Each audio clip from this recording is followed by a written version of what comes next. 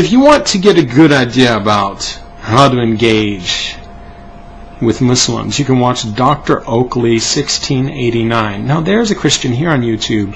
That man is sharp. He knows his ins and his outs about Christianity and about Islam. That is a smart man.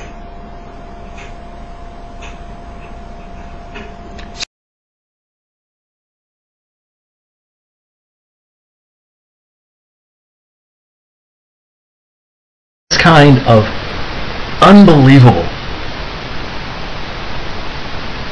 abandonment of all meaningful standards of scholarship and fairness and discernment seems to be par for the course for Islamic apologists.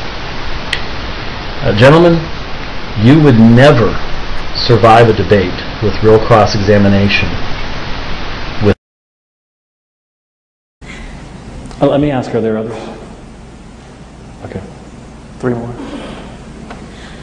Well, a lot of it has been made of the Greek, and so it's very intriguing because that's the original language of the New Testament.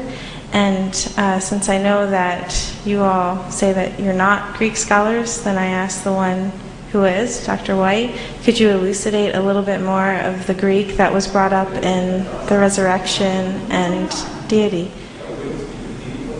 Well, he's been a speaker too. So you don't want me to comment on the Greek? No, they don't want me to comment on the Greek. Believe me, they do not want me to comment on the Greek. It is clear from the clip you realize this lady deems James White to be reliable, hence why she asks him. That's fair enough. I'm just asking, is the lady wise to go to James White for answers?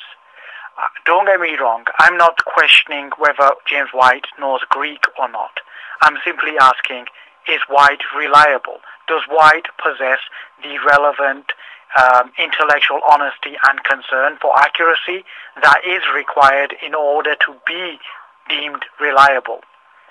Quite simply, can we trust White when it comes to Scripture? Is he really consistent with his methodology when it comes to the Quran and the Bible? Does he really care for accuracy? Well, he was put to the test. Let us see how he fared. We'll see a clip where James White invites his friend, his Arab Christian friend, to recite the first chapter from the Quran, Surah Al-Fatiha. Now, his friend makes a complete hash of it, and he misses a verse, thus rendering the rendition or recitation as not being a chapter or surah from the Quran, despite James White and his friend erroneously presenting it to be so.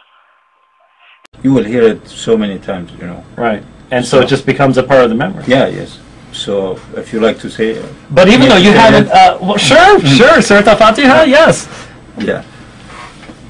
بسم الله الرحمن الرحيم الرحمن الرحيم مالك يوم الدين إياك نعبد وإياك نستعين اهدنا الصراط المستقيم صراط الذين أنعمت عليهم غير المغضوب عليهم ولا الضالين.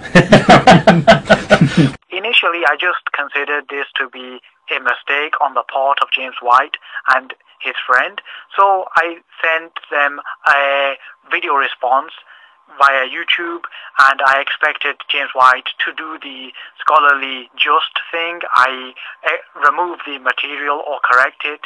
That is what you would expect from somebody who values good scholarship, intellectual honesty, and respect, of right? all meanings, kind of unbelievable abandonment of full standards of scholarship and fairness and discernment seems to be par for the course for So Islamic what did apology. James White actually do when he saw my video response correcting him? Did he remove his material? Did he correct himself? No. To my shock, he unapproved my video response, censored it, so his Christian audience could not see it. I was shocked. Why would he do this? Furthermore, why would he keep that misinformation on his channel without even appending some sort of disclaimer to let his Christian audience know that what he is presenting to be Surah Al-Fatiha is not? This was shocking. So what he ended up doing was he knowingly was presenting misinformation to his Christian audience. This is far from intellectual honesty, right? So James White is continuing to misinform his Christian audience deliberately. He knows that clip is inaccurate, but he does not correct it. He does not even append some sort of disclaimer to let his Christian audience know of the mistake. He deliberately misinforms them. This is far from scholarly. This is a complete disconnection from any care for accuracy. Why is James White behaving in this way? Is it because of pride? Is it a case of the great James White cannot be corrected, cannot make a mistake? Or is it a case of hypocrisy? Gentlemen, you would never survive a debate with real cross-examination with me. If you want to be more blunt, you can use the word hypocritical. James White would never in a million years allow a Muslim, say Shabir Ali, to narrate the Gospel of Mark and knowingly miss verses out from it and present it to the Muslim audience as the complete Gospel of Mark. So why would James White do this to the Quran, present something that is not a chapter from the Quran as a chapter from the Quran? This is absolute hypocrisy. We know White would go berserk if Shabir Ali did this to the Gospel of Mark. As I showed in my previous video, James White supports Sam Shamoun's article in which Sam Shamoun could not find an authorized translation of the Quran which supported his argument. So what does Sam Shamoun do? He simply makes up his own Quranic translation for a Quranic verse.